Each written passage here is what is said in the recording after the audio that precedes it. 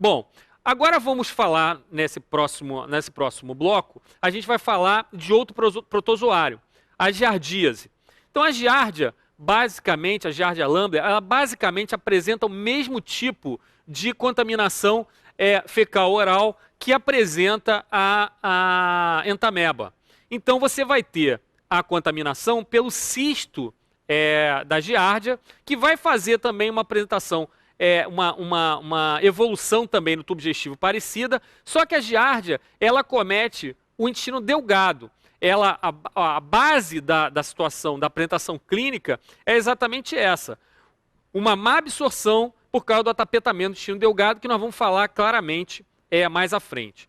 O que a gente tem do ponto de vista de evolução para a fase adulta? Depois que o cisto se rompe e libera os trofozoítas, a gente pode ter uma eliminação errática, tanto de cistos como de trofozoítas, ou seja, as formas adultas podem dar origem a cistos, que vão ser eliminados nas fezes, ou você pode também eliminar o trofozoíta de forma adulta.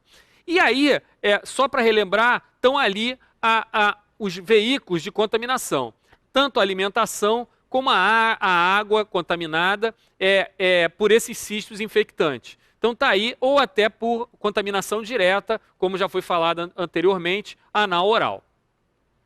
Bom, muito bem. Então está aí a apresentação microscópica do protozoário, da giardia, e aí nós temos as giardias das formas trofozoítas e aqui embaixo a apresentação dos cistos. O que a gente tem de mais importante para falar, do ponto de vista prático, desse ser unicelular? É que ele apresenta um disco suctorial que atapeta a parede do intestino. Então, dependendo da quantidade de vermes infestantes, protozoários infestantes, você tem um atapetamento de toda a mucosa do intestino delgado, atrapalhando importantemente a absorção intestinal. Então você tem aí uma síndrome de má absorção que nós vamos falar logo a seguir. Então está aí o cisto, o disco suctorial, onde a giardia usa para poder fazer essa colagem, esse atapetamento, essa aderência à parede do tubo digestivo, nas vilosidades, etc. e tal, dificultando importantemente a absorção intestinal e causando a apresentação clínica. Bom, então vamos lá, vamos falar sobre a apresentação clínica. Basicamente, você pode ter indivíduos assintomáticos, sem nenhuma apresentação, dependendo da quantidade de vermes infestantes, protozoários infestantes, ou então uma diarreia alta, não necessariamente invasiva, porém, esse disco suctorial, ele acaba por causar uma enterite, levando a síndrome de má absorção por atrofia das filosidades, ou seja, dependendo da quantidade da infestação, você tem uma má absorção com diagnóstico diferencial com doença celíaca. Tamanha a gravidade dessa infestação pela giardia. Então você vai ter uma atrofia de vilosidade e muitas vezes uma hiperplasia das criptas do tubo digestivo delgado. Então você leva a uma diarreia alta, não invasiva, um quadro desabsortivo. Essa má absorção leva você a perceber nas fezes, umas fezes às vezes gordurosas, apresenta até sobrenadante oleoso, por conta dessa má absorção de vários nutrientes, entre eles o próprio lipídio, os óleos que a gente ingere, as gorduras.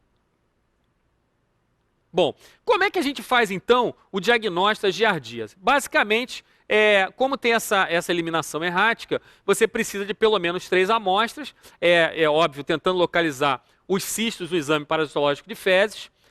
Os trofozoítas podem ser localizados no aspirado duodenal, ou seja, é super desagradável a infestação em crianças, onde você acaba por ter, num determinado momento, desenvolvimento, esse acometimento da absorção, dessa má absorção acometendo então a criança, e você é obrigado a passar uma sonda para tentar fazer um aspirado duodenal, lembrando que esse verme, esse protozoário, a giardia, ela opta pelo intestino delgado, e aí você vai conseguir obter os trofozoítas no aspirado duodenal.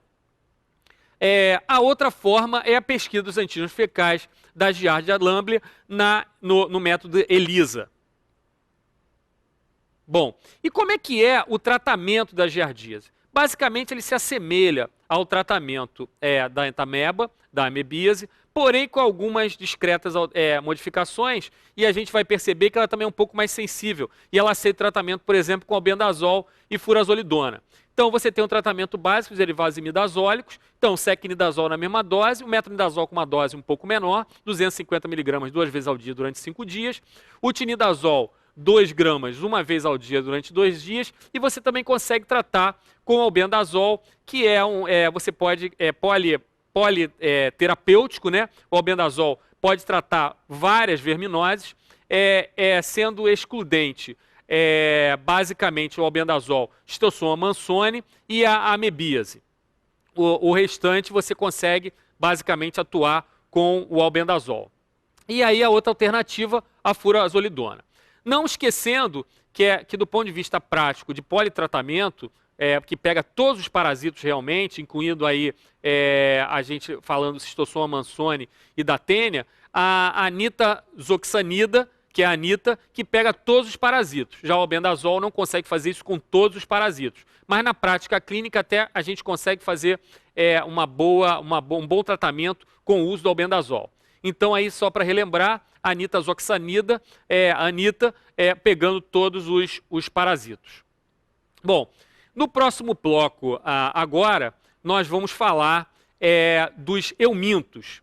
Então, basicamente, do ponto de vista de parasitologia, a gente faz aquela recordação.